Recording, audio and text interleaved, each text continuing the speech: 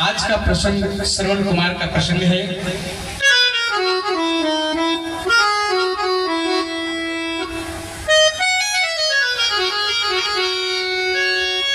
कि सरवन के नारी बैठ के दुआरी, सरवन के नारी बैठ के दुआरी, कर तारी मन में बिचारी।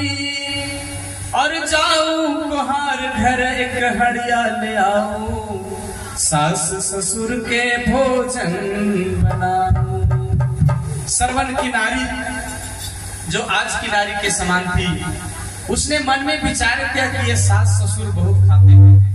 ऐसा करते हैं कि कुम्हार के घर से एक हड़िया बना करके ले आते हैं। उसके मन में एक उपज आया, कुम्हार ऐसा हड़िया कभी नहीं बनाता है। उसने मन में विचार किया कि मैं कुम्हार के घर जाऊं और एक हड़िया ऐसा बनाऊं जिसमें दो गो पेट रहे, दो गो खंडर रहे। ऐसा कुम्हार बनाता है क्या? लेकिन उसके मन में विचार आया, अरे आज की नारी तो बहुत बढ़िया है, ऐसा विचार नहीं करती कि राजा उद्वान और चंद्रकला जिसके पुत्र थे श्रवण कुमार, उसकी पत्नी जो आई वह कुम्हार के घर गई और कही कि सरवन के नारी कैले, सरवन के नारी कैले, अरे कोहरा से भेंट हो हड़िया बना दे बाबा, कि रह दूगो पेट हो है हड़िया बना दे बाबा, रह दूगो पेट हो है हड़िया बना दे। सरवन के नारी कैले, सरवन के नारी कैले, कोहरा से भेंट हो हड़िया बना दे।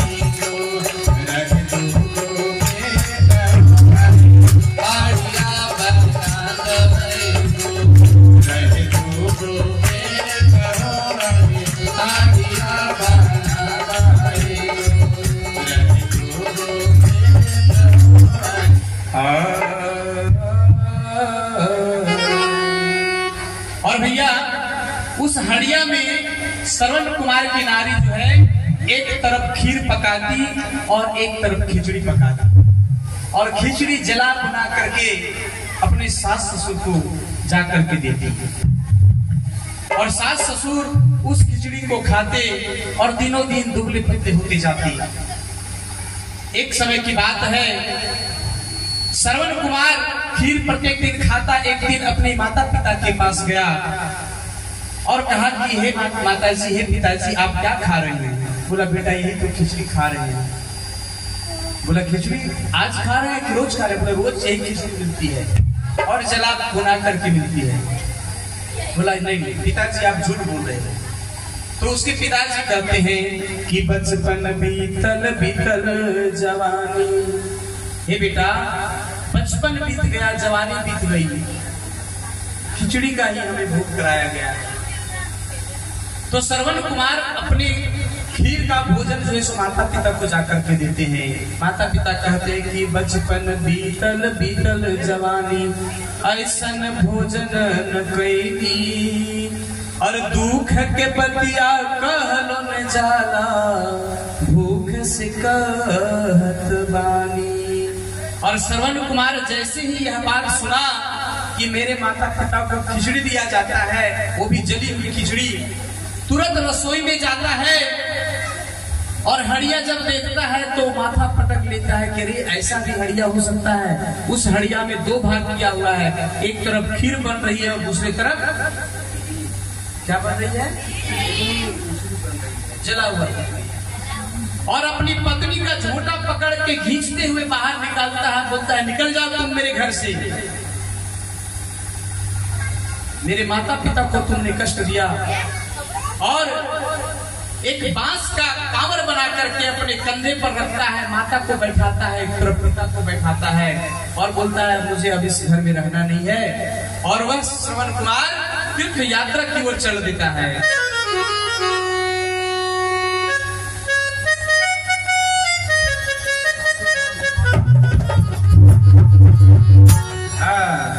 और कान्हवा में कांवर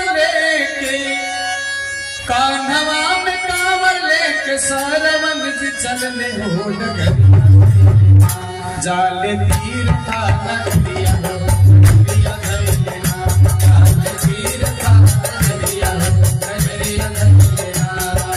कान्हवा पर कांवर लेके सरवन जी चलने हो डगरिया धैलेना, जाले तीर्था नगरिया हो नगरिया धैलेना, जाले तीर्था नगरिया हो नगरिया धैलेना।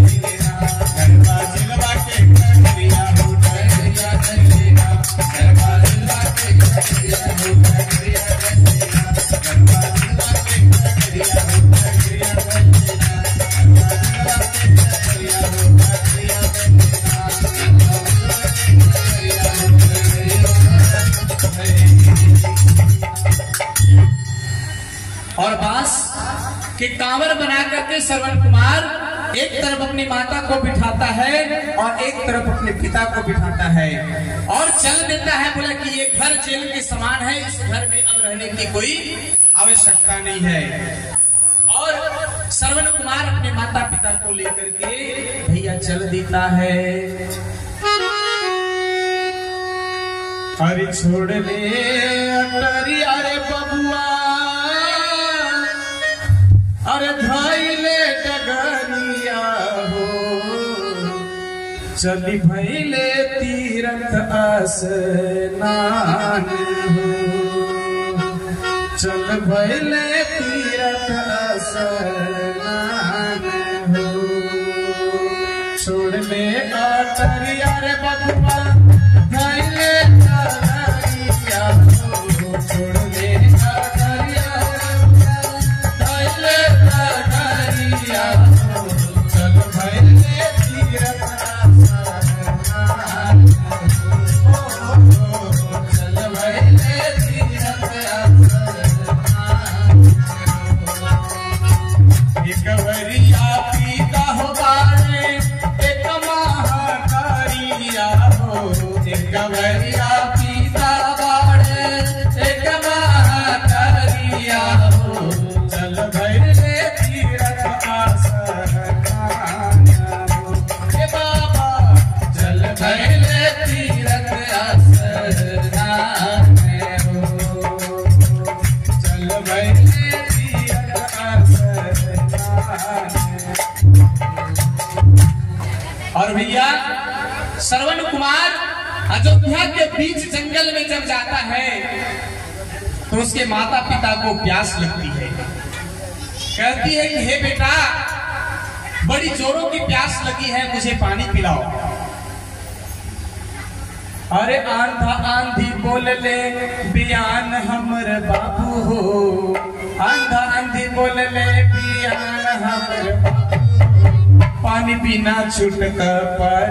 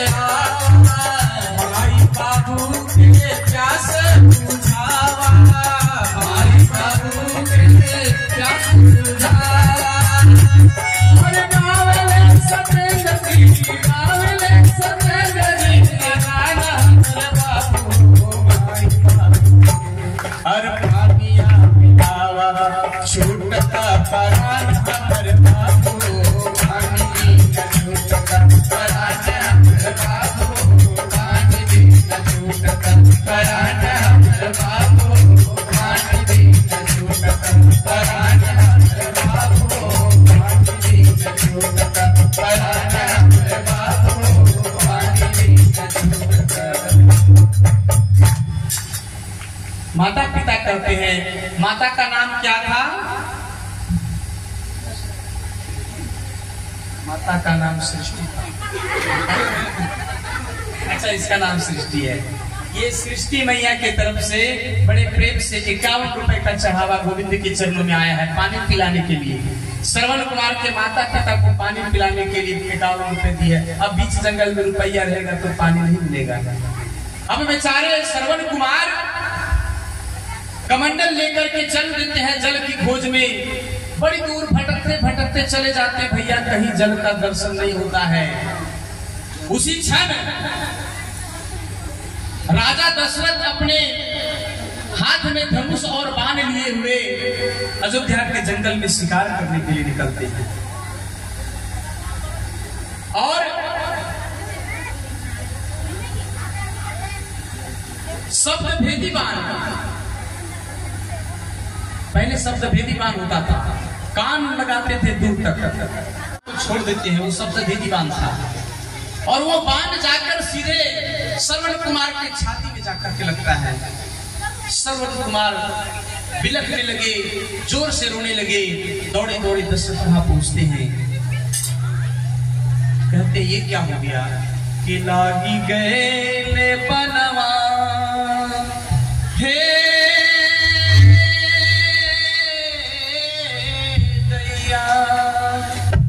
लागी गए बनवा हो दैया, सुगवा के हो छतिया। हाय राम हाय राम, हाय राम हाय राम, हाय राम बोला तारे हो बतिया। हाय राम उसके जबान से बाहर निकलता है। भैया दौड़े दौड़े राजा दशरथ वहां पहुंचते हैं जहां पर मूर्छा की हालत में श्रवण कुमार पड़े हुए हैं। और राजा दशरथ देखता है कि अरे ये क्या हो गया मेरे द्वारा। राजा दशरथ पूछते हैं कि कहाँ तो हर मायर सुगना, पिताजी हो तोहार, और हमसे बता दाए बबुआ बतिया हो विचार। राजा दशरथ माथा पर हाथ रख दिए कि हे भगवान ये मेरे से क्या हो गया। जानबूझ करके राजा दशरथ नहीं मारे। अरे थर थर कांपताटे राजा जी महानवा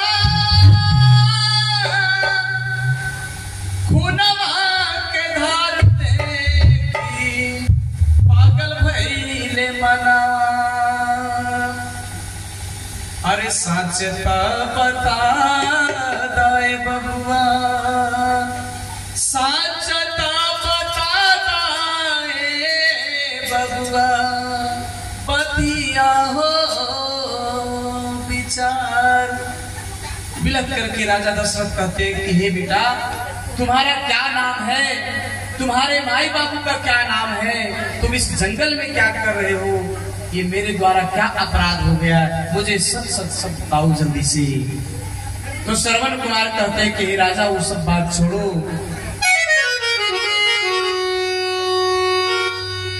राजा जी मेरे मरने की बात, राजा जी मेरे मरने के बाद इतना कष्ट उठा लेना, राजा जी मेरे मरने के बाद, राजा जी मेरे मरने के बाद इतना कष्ट उठा लेना, राजा जी मेरे मरने के बाद, राजा जी मेरे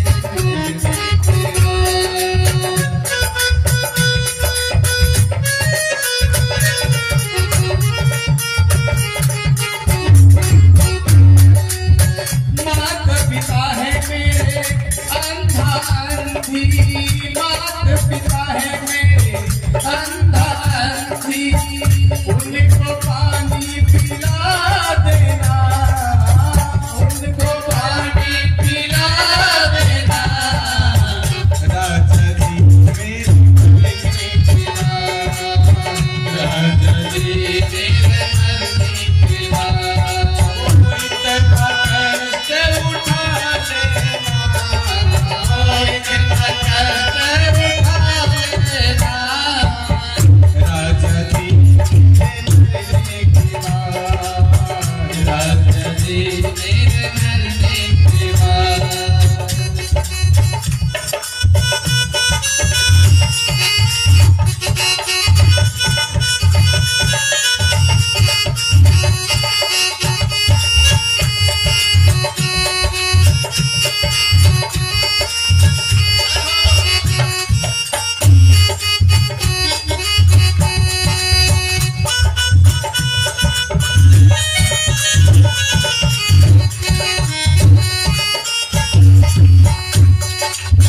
पानी पीने के बाद मेरा राजा, पानी पीने के बाद मेरा राजा, पानी पीने के बाद मेरा राजा, पानी पीने के बाद मेरा राजा, सारा हाल बता देना, सारा हाल बता देना, राजा जी मेरे मरने के बाद, राजा जी मेरे मरने के बाद इतना कष्ट उठा लेना, इतना कष्ट उठा लेना, राजा जी मेरे मरने के बाद, राजा जी मेरे मरने के बाद,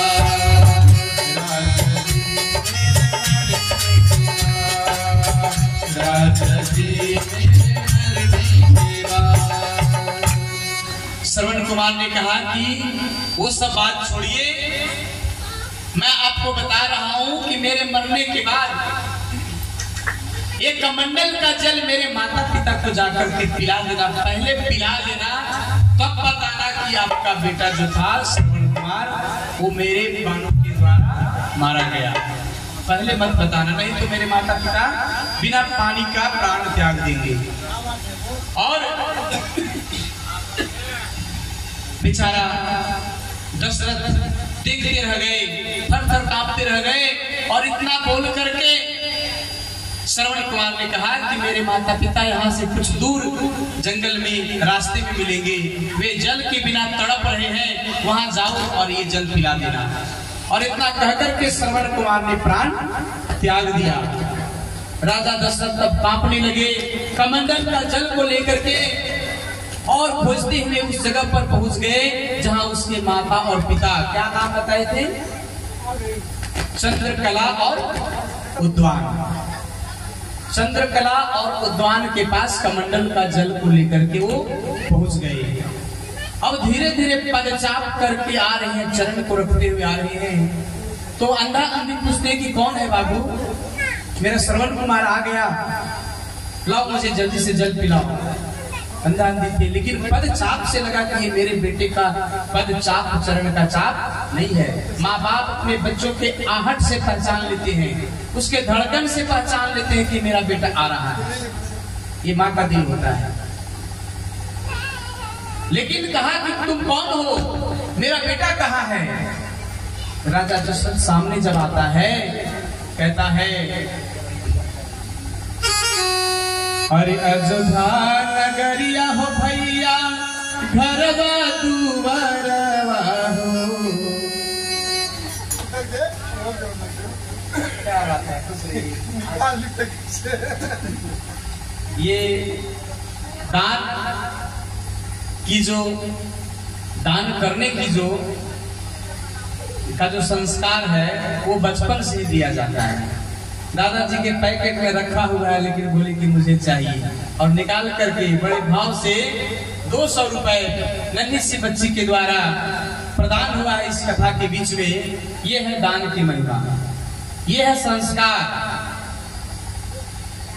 आपके बच्चे पकौड़ी खाने के लिए पैसा मांगेंगे, टॉफी खाने के लिए पैसा मांगेंगे, जरूर दीजिए, लेकिन उन्हें दान करने का भी ज्ञान दीजिए कि दान कैसे किया जाता है।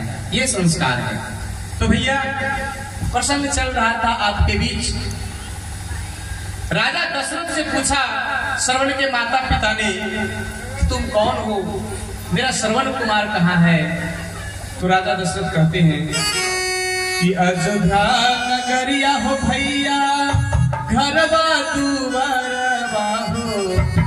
दशरथ बाटे हमरो नाम जी, दशरथ बाटे हमरो नाम जी। अयोध्या नगरिया हो भैया, घरवा दुआरवा हो। अयोध्या नगरिया हो भैया, घरवा दुआरवा हो। दशरथ बाटे हमरो नाम जी, दशरथ बाटे हमरो नाम जी।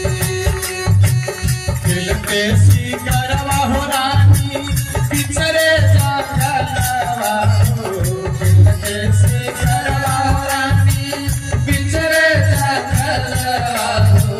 मार दिहले सरवन के लगी गए सरवन के बाण।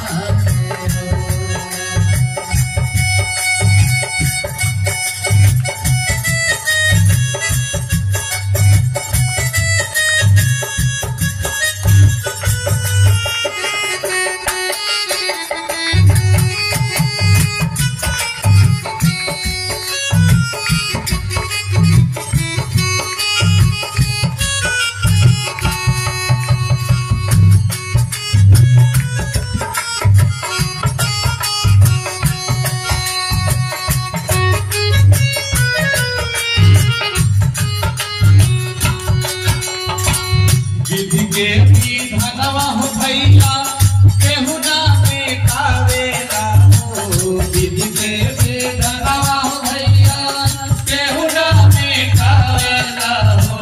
सच बतिया जानीला हो, सच बतिया जानीला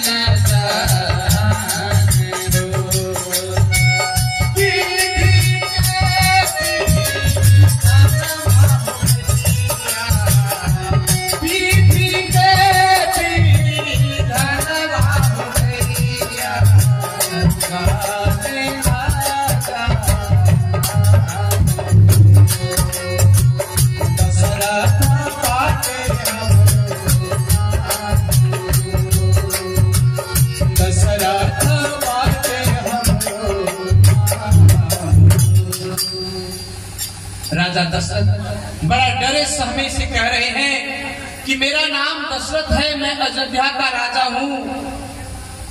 हे राजा उद्वान, हे रानी चंद्रकला, विधि का विधान कोई टाल नहीं सकता है। शिकार खेलने के क्रम में मेरे ही हाथों तुम्हारे पुत्र की हत्या हो गई है, मेरे बाण से उसकी मृत्यु हो गई है। और जो ही ऐसा सुना, उसके माता पिता ने जोर से छाती पर मुक्के का प्रहार किया और गिर गए कि छतिया में मुक्का मारी और गिर गए जी बेटा कहाँ गए मोर। अरे राजा नीरदैया बड़ा पापी बड़ा हो, दुख दिहला कठोर। दिल से जब आह निकलती है भैया तो वही श्राप बनता है, कोई उठा करके देने की वस्तु नहीं है। इसलिए कहते हैं कि गरीबों की हाय और बेकारों की राय कभी नहीं लेनी चाहिए जीवन में। जो व्यक्ति निठल्ला बैठा है उसकी राय कभी मत लीजिए, नहीं तो आपको कभी नहीं कहेगा ये काम करो। और गरीबों की हाय कभी नहीं लेनी चाहिए। जब दिल से आह निकलता है भैया तो वही श्राप बनता है। और दिल से जब कोई आशीर्वाद दे देता है, दिल से कोई आपके लिए शुभ कह देता है तो वही आशीर्वाद बन जाता है। कोई वस्तु नहीं है कि पॉकेट से निकाल करके दे दिए, लीजिए ये आशीर्वाद है, और ये आपको श्राप दे रहे हैं। कभी किसी का दिल दुखाना नहीं चाहिए, नहीं चाहिए दिल दुखाना किसी का, नहीं चाहिए दिल दुखाना किसी का। यहाँ न रहा है सदा न रहेगा जमाना किसी का, नहीं चाहिए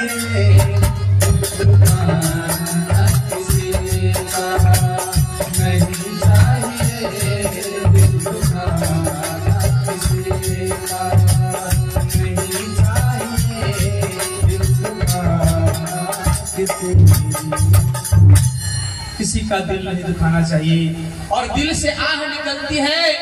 राजा उद्वान और चंद्रकला कहते हैं कि ये ही दूर गतिया राजा तुहर होई जी विपत्ति पड़ी है कठोर। हे राजा, जो दुर्दशा आज मेरे साथ हो रही है वही दुर्दशा कल तुम्हारे साथ होगी। अरे विपत के पहाड़ राजा एक दिन तुहर टूटी हो गतिया, चारों ओर शोर। सारा संसार जानेगा, आज मैं जान रहा हूँ, तुम्हारी गति को सारा संसार जानेगा। और यही दुर्गति जो गति मेरे साथ हुई है, जो तुमने किया है, मैं तुम्हें श्राप देता हूँ। दिल से आह निकल गई और राजा दशरथ कमंडल हाथ में रखे रह गए। अरे बेटा के वियोग में राजा जी, अरे जैसे तड़पेला वैसे तड़पी जिया तुहार हो। और यही दूगो पतिया जे मुहम्मा से बोलली की अंधा अंधी गईले सुर ये दो वचन बोल करके अंधा अंधी स्वर्ग लोग चले गए भैया। राजा कमंडल हाथ में लिए खड़े रह गए, न कुछ बोलते बना न कुछ करते बना। एक राजा के द्वारा कितने की मृत्यु हो गई बताइए? 3। और जल किसी को मिला नहीं, कमंडल का जल ज्यों का त्यों रह गया। अब राजा दशरथ बड़े चिंतित हो गए कि ये मेरे द्वारा क्या पाप हो गया। पहले के राजा महाराजा किसी हित कुटुंब और कहीं इधर उधर नहीं जाते थे, वे अपने गुरुजनों से जाकर के विचार करते थे। राजा दशरथ अपने गुरु के पास जाते हैं, वशिष्ठ मुनि के पास जाते हैं और कहते हैं, और सुनी सुनी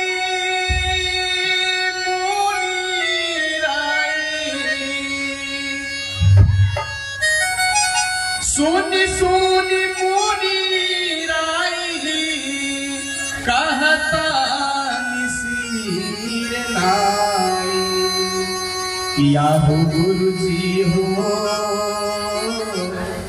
या हो गुरुजी हो। माताएं लोग आप लोग जा रही हैं तो हम भी छोड़ देते हैं। बोलिए जा रहे हैं माता जी आप? नहीं अरे किया हो गुरुजी हो थर थर कांपता परान मुहेरा सोनी सोनी मोनी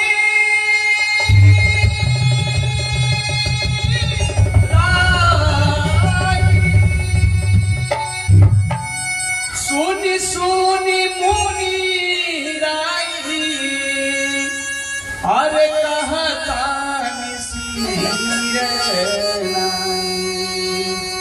या हो गुरुजी हो या हो गुरुजी हो थर थर कांपता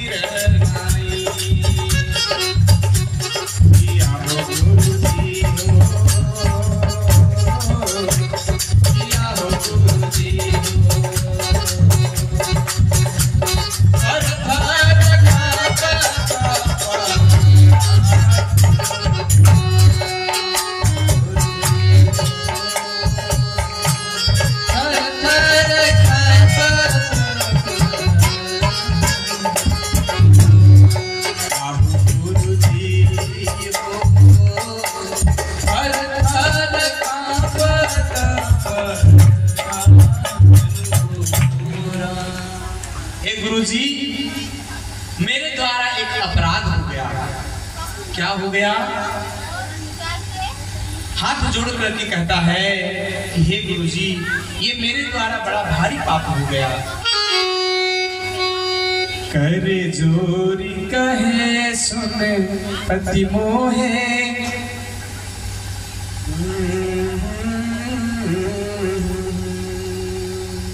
कहते हैं वशिष्ठ जी से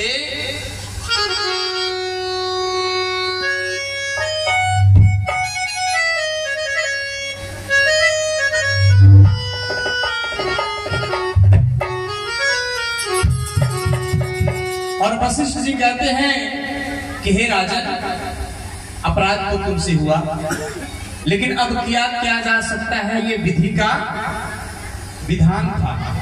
लेकिन अब एक काम तुम करो। क्या करें? कनी माना राजा हमरु कहना कनी माना राजा कनी माना राजा हमरु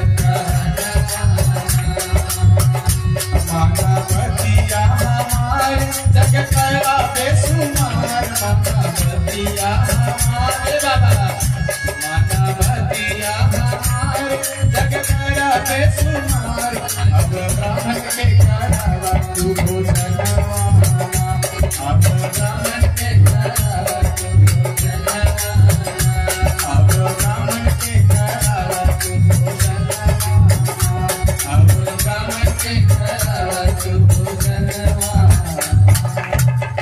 हे राजन एक काम करो, अपराध तो तुमसे हो गया, ये विधि का विधान था। अब तुम एक यज्ञ करो और उस यज्ञ में देश विदेश के सभी ब्राह्मणों को बुलाओ और ब्राह्मणों को भोजन कराओ और वह कमंडल का जो जल है उस जल को ब्राह्मणों को पिलाओ तो तुम्हारा दोष पाप जो है सो मिट जाएगा। और भैया राजा जी यज्ञ की तैयारी करने लग गए हैं। बस थोड़ी ही देर में प्रसंग को समाप्त करेंगे कि हो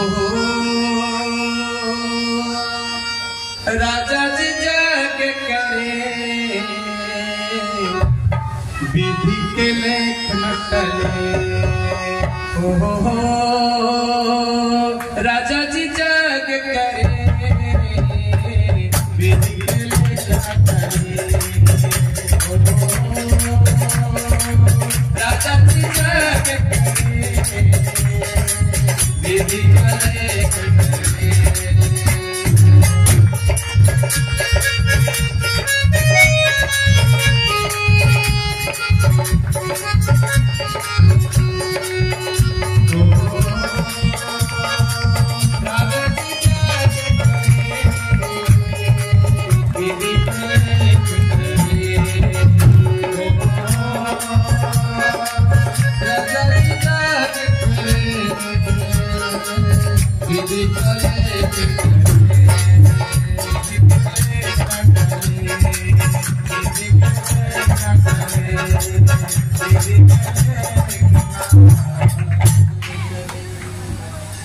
विधि का जो लिखा होता है वो कभी टलता नहीं है।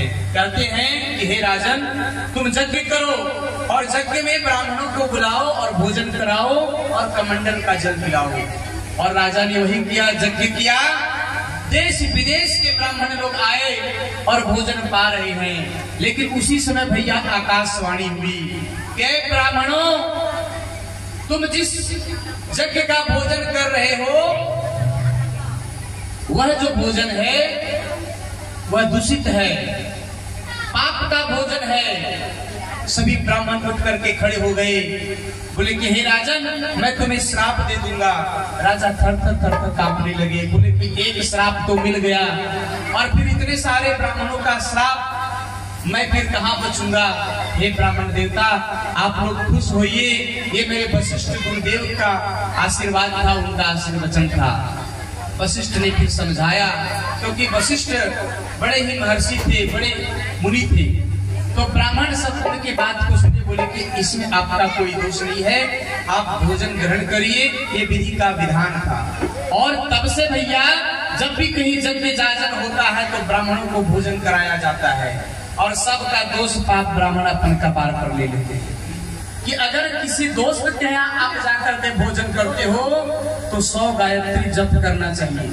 किसी दूसरे के यहाँ जाकर के भोजन करते हो, ब्राह्मणों को भी यह चाहिए, 100 गायत्री जप करना चाहिए। और अगर किसी अशौच का भोजन करते हैं तो 1000 गायत्री जप करना चाहिए, तब दोष मिटता है।